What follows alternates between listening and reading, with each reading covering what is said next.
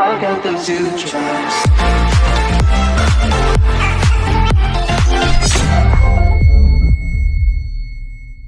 Hello YouTube, my name is Sam, and in this episode of Weapon Breakdown, we are going to review the brand new assault rifle in Call of Duty Black Ops 4, the Grav.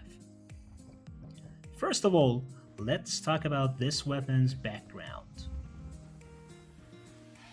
In the previous Call of Duty games, it was called the Galil.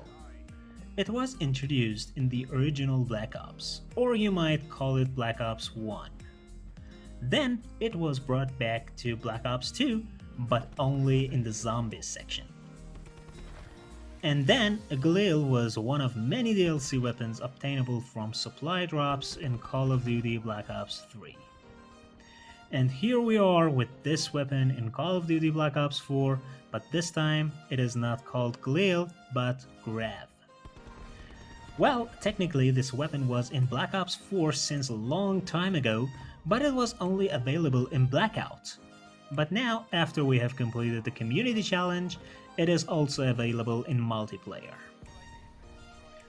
All the numbers that you're about to see in this video are the result of me hand testing this weapon, and I'm not using other people's data in my video. And now, without further ado, let's begin the weapon breakdown. I'm gonna start from the most important stats, the damage profile. Grav has only 2 damage profiles. It deals 40 damage in close range and 32 damage in long ranges.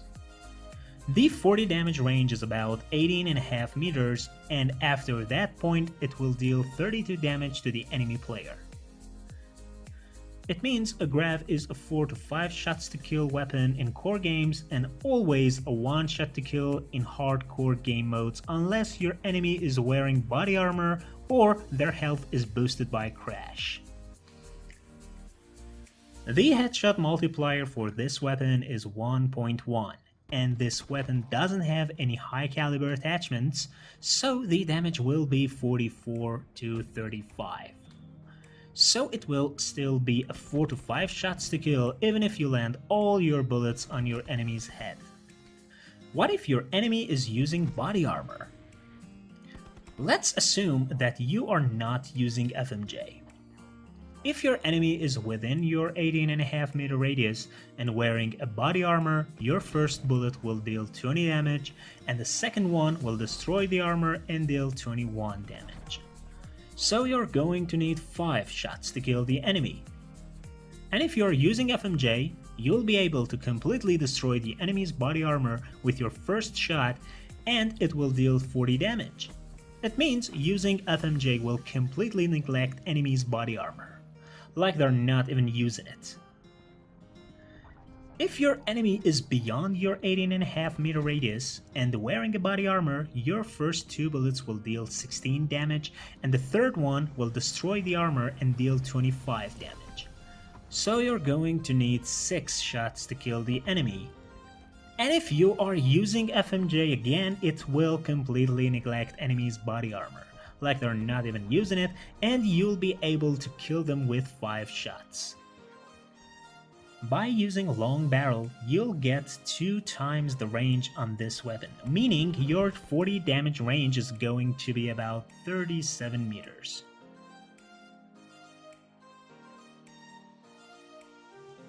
Using the suppressor attachment will reduce your maximum damage range from 18.5 to 14.5 meters, almost a 22% reduction in your effective range. Now let's check the fire rate. As far as my capture card and software let me, I measured 560 RPM for Grav's fire rate. This weapon does not have rapid fire attachment, so that will be your fire rate all the time. Now, according to what we know from the damage profile and the fire rate of this weapon, we can calculate the time to kill. The time to kill for 18.5 meter range is 321 milliseconds, and beyond that range is 428 milliseconds. This is kinda a slow time to kill for an assault rifle, keeping in mind that this weapon does not have any attachments to actually improve it. Let's check the sprint out time. If you don't know, sprint out time is the time it takes to break the sprint and start firing your weapon, and it is around 260 milliseconds. And it can be reduced to something around 210 milliseconds if you're using gung-ho.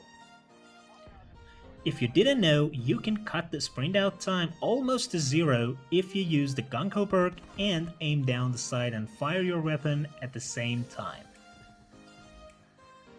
The ADS time without quick draw is 330 milliseconds, and if you use the quick draw attachment, it will cut it down to 260 milliseconds. Pretty standard for an assault rifle. The reload time for this weapon is 1.75 seconds, which is a little slow, and you don't have access to hybrid mags or fast mags, so don't reload your Grav unless you have enough time. The magazine size on this weapon is 35 bullets. You can increase that to 55 bullets by using extended mags. Finally, if you are using the stock attachment, you will be able to move 72.7% faster while aiming down the sight compared to when you are not using stock.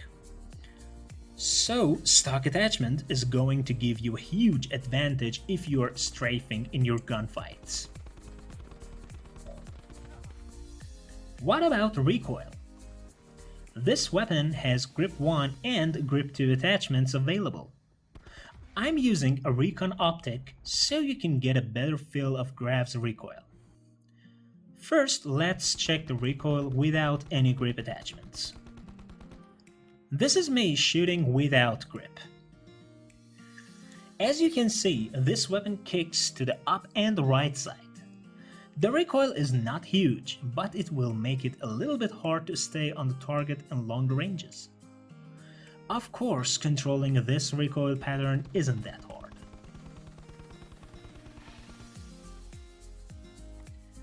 Now let's use grip 1.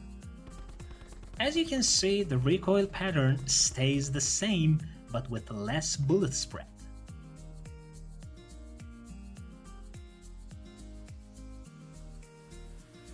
Now if you use both grip 1 and grip 2 attachments, what you see is so similar to using just grip 1.